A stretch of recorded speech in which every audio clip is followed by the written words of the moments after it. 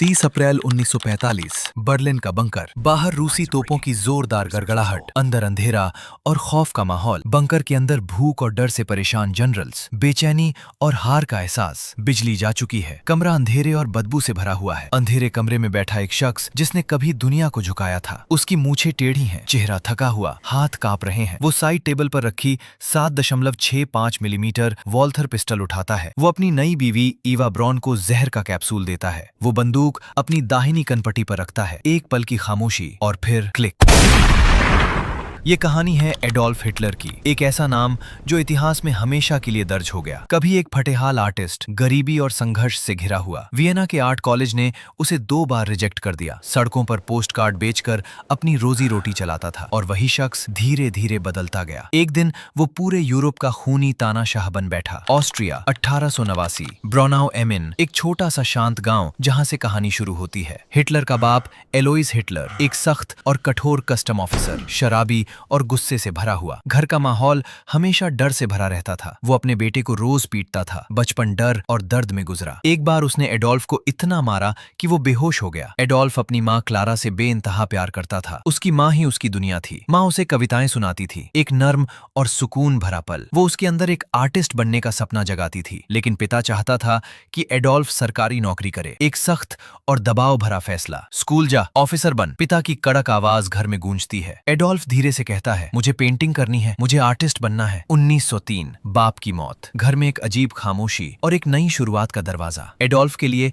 ये दर्द के साथ आजादी भी थी। अब वो वियना जाएगा, सपनों का की उम्मीद, आर्ट स्कूल में एडमिशन लेने का सपना, एक नई जिंदगी की शुरुआत। लेकिन यहीं पर नियति ने उसके साथ सबसे बड़ा मजाक किया। 1907, वियना, खूबसूरत इमारतें, संगीत और कला से भरा शहर। हिटलर ने एकेडमी ऑफ फाइन आर्ट्स का फॉर्म भरा। सपनों की तरफ एक बड़ा कदम। उसने अपनी पेंटिंग्स भेजी। चर्च, घर और लैंडस्केप्स। परीक्षा का दिन, उम्मीद और बेचैनी का संगम। रिजल्ट आया और सब कुछ बदल गया। निराशाजनक, इसमें कोई प्रतिभा नहीं है। एक लाइन ने उसके सपने तोड़ दिए। एक झटके में उसका सपना चकनाचूर हो गया। सब कुछ टूट गया। उसने दूसरी बार कोशिश की। एक और उम्मीद, एक और इंतजार, फिर से रिजेक्ट। इस बार और गहरा झटका। उसके चेहरे पर एक ऐसा गुस्सा उभर आया जैसे सारी दुनिया के खिलाफ हो। अब वो आवारा की तरह सड़कों पर भटकने लगा। कभी सराय में सोता, बेघर और बेचैन जिंदगी, और कभी भीख मांगकर गुजारा करता। जिंदगी बिल्कुल टूट चुकी थी। और इसी दौरान उसने किताबें पढ़ना शुरू की, अकेला, चुपचाप, अंधेरे में। इतिहास, भूगोल, राजनीति, हर किताब उसके सोच को बदल रही थी। धीरे धीरे उसके दिमाग में एक कठोर विचार जन्म लेने लगा। इस दुनिया में सिर्फ ताकत चलती है। एक सोच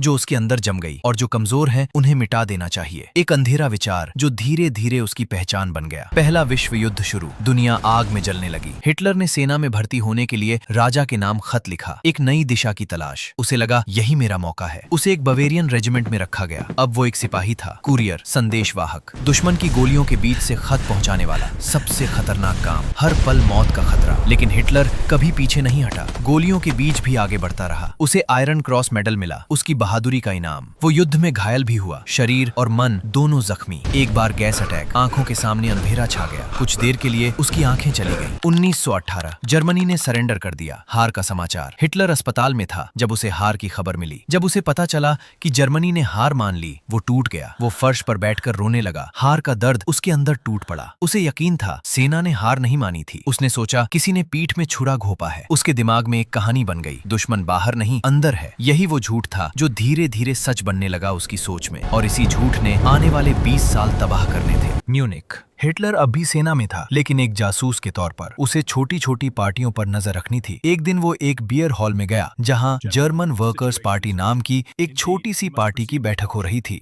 वहां करीब 25 लोग थे। हिटलर ने वहां भाषण देना शुरू किया। लोग चुप हो गए। उसकी आवाज में जादू था, आंखों में आग। पार्टी के मालिक ने उससे कहा, तुम हमारे साथ आ जाओ। हिटलर ने उस पार्टी का नाम बदलकर national socialist German workers party, NSDAP, Nazi party रख दिया। उसने एक झंडा बनाया, स्वस्तिक। उसने अपनी निजी सेना बनाई जो सड़कों पर उसके दुश्मनों को पीटते थे। 1923 में उसने सोचा अब सही समय है। म्यूनिख के एक बियर हॉल में उसने तख्ता पलट की कोशिश की, बियर हॉल पुट्च। लेकिन पुलिस ने गोलियां चला दी। 16 नाजी मारे गए। हिटलर भागा, फिर पकड़ा गया। उसे जेल हुई। लेकिन यही जेल उसकी सबसे बड़ी जीत साबित हुई। जेल में हिटलर को सिर्फ 1 साल की सजा हुई। असल में सजा 5 साल की थी, लेकिन जज ने उसका पक्ष लिया। उसने एक किताब लिखनी शुरू की, मीन काम्फ, मेरा संघर्ष। ये सिर्फ किताब नहीं थी, ये उसकी सोच का नक्शा था। इस किताब में उसने लिखा एक ऐसी सोच जो दुनिया बदलने वाली थी। किताब के पन्ने जहां उसने अपनी सोच लिखी, जर्मनी को यूरोप पर राज करना चाहिए। उसने दुश्मन की कल्पना की, एक ऐसा विचार जो नफरत पर टिका था। उसने कुछ लोगों को नीचा और कुछ को सर्वोत्तम माना। एक खतरनाक सोच का जन्म। जेल से बाहर आने के बाद वो बदल चुका था। अब सीधा हमला नहीं, छल से काम लेना था। अब योजना थी लोकतंत्र के अंदर घुसकर सिस्टम को तोड़ना। उसने अखबार खरीदे, लोगों की सोच पर कब्जा करने के लिए। उसने रैलियां करनी शुरू की, भीड़ जमा होने लगी। वो वादे करता था, सीधे, सिंपल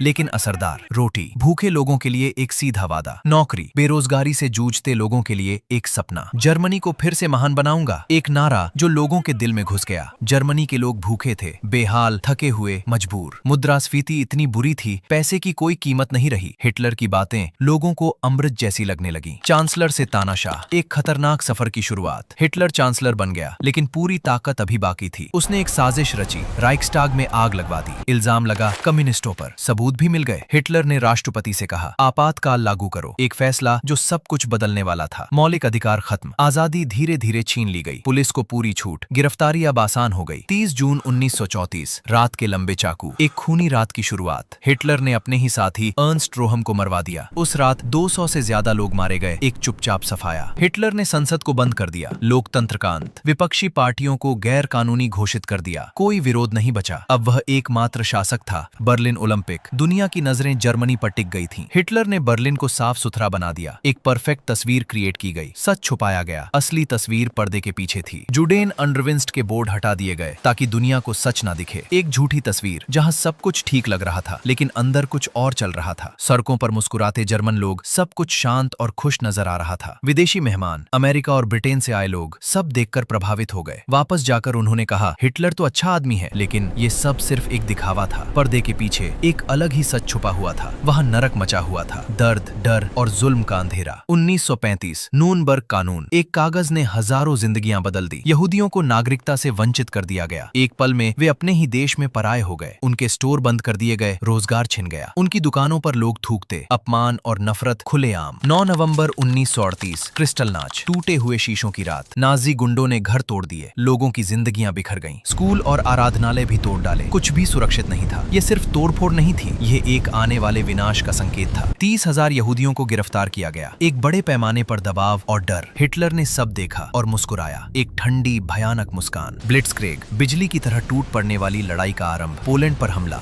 दूसरा विश्व युद्ध शुरू। नई युद्ध रणनीति, टैंक आगे, प्लेन ऊपर, सैनिक पीछे। पोलैंड सिर्फ 4 हफ्तों में ढह गया। ये तेजी और तबाही का एक बड़ा उदाहरण था। 1940 में फ्रांस, जो दुनिया की सबसे बड़ी सेनाओं में से एक था, जर्मनी के सामने खड़ा था, लेकिन सिर्फ 6 हफ्तों में फ्रांस भी हार गया। हिटलर ने वही जगह चुनी जहां 1918 में जर्मनी ने हार मानी थी। इस बार फ्रांस के जनरल उसके सामने झुक रहे थे। उसने लगभग पूरे यूरोप पर कब्जा कर लिया। हर तरफ जीत ही जीत थी, लेकिन एक दुश्मन था जो झुकने को तैयार नहीं था, इंग्लैंड। विंस्टन चर्चिल की आवाज गूंज उठी, हम कभी आत्मसमर्पण नहीं करेंगे। ये एक पूरे देश की हिम्मत का प्रतीक बन गया। हिटलर ने ब्रिटेन पर बमबारी की, आसमान से आग बरसने लगी, लेकिन रॉयल एयरफोर्स ने डटकर मुकाबला किया। आसमान में भयंकर युद्ध हुआ। फिर हिटलर ने अपनी सबसे बड़ी गलती की, रूस पर हमला। ऑपरेशन बारबरोसा इतिहास का सबसे बड़ा सैन्य आक्रमण था। हिटलर को लगा कि वो 3 महीनों में मॉस्को पहुंच जाएगा, लेकिन रूस की कड़ाके की सर्दी ने सब कुछ बदल दिया। टैंक जम गए, मशीनें काम करना बंद कर गईं। सैनिकों के पास गर्म कपड़े तक नहीं थे, ठंड ने उन्हें तोड़ दिया। स्टालिन ने जवाबी हमला किया। कई जगहों पर भयंकर युद्ध हुए, जैसे स्टालिनग्राद और कुर्स्क। स्टालिनग्राद को मौत का शहर कहा गया। वहीं से सब कुछ बदलने लगा। करीब 9 लाख नाजी सैनिक मारे गए। ये एक भयंकर हार थी। जनरलों ने कहा पीछे हट जाओ, लेकिन हिटलर ने मना कर दिया। उसने आदेश दिया, पीछे हटना मना है, मरो या जीतो। एक जिद जो बर्बादी बन गई, और आखिर में सब मरे। एक फैसले ने पूरी सेना को खत्म कर दिया। जून 1944, अलाइड फोर्सेस ने नॉर्मेंडी डी-डे में उतरना शुरू किया। हिटलर अब 2 मोर्चों पर घिर चुका था। हर तरफ से दबाव, पूर्व में रूस, पश्चिम में अमेरिका और ब्रिटेन, हर तरफ दुश्मन। उसके अपने जनरल भी अब उसके खिलाफ हो गए। अंदर से टूटना शुरू। 20 जुलाई 1944, बम प्लॉट, एक साजिश जो सब कुछ बदल सकती थी। बम ब्लास्ट हुआ, टेबल टूट गई, सब कुछ हिल गया, लेकिन हिटलर बच गया। मौत उसे छू कर निकल गई। उसी रात उसने 5000 लोगों को मरवा दिया। बदले की आग। अंत, बंकर में बैठा एक टूट चुका आदमी। अप्रैल 1945, 56 साल का, बूढ़ा और कांपता हुआ। उसने कहा, अगर जर्मन लोग हार गए तो वे मरने के लायक हैं। अपने जन्मदिन पर एक आखिरी बार बंकर से बाहर निकला। 29 अप्रैल उसने ईवा ब्रॉन से शादी की। एक अजीब चुपचाप पल। सिर्फ 40 घंटे बाद दोनों ने आत्महत्या कर ली। उसे डर था कहीं उसका अंजाम तमाशे में न बदल दिया जाए। मरते वक्त उसके चेहरे पर सिर्फ एक ही भाव था, अहंकार। उसने कभी माफी नहीं मांगी। आज उसका नाम दुनिया की सबसे बड़ी बुराई का प्रतीक बन चुका है। उसने लाखों लोगों की जान ली, इतिहास का सबसे अंधेरा अध्याय। एक आर्टिस्ट जो रिजेक्ट हुआ और फिर दुनिया को आग में झोंक दिया। कहानी यहीं समाप्त होती है, एक सीख छोड़कर। अगर वीडियो पसंद आए, लाइक करें, सब्सक्राइब करें। मिलते हैं अगली कहानी में।